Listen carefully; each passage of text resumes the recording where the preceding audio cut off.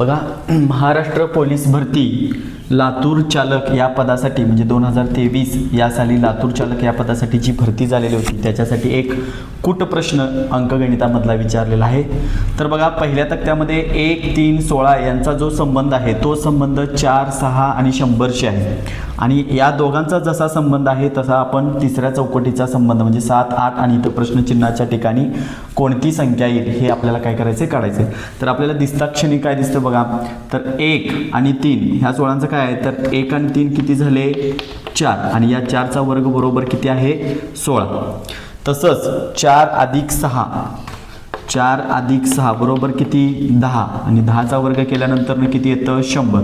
म्हणजे वरच्या संख्येची बेरीज करून त्यांचा वर्ग केल्यानंतर ही खालची संख्या येते. तसंच आपण ह्याचाही करायचं आहे.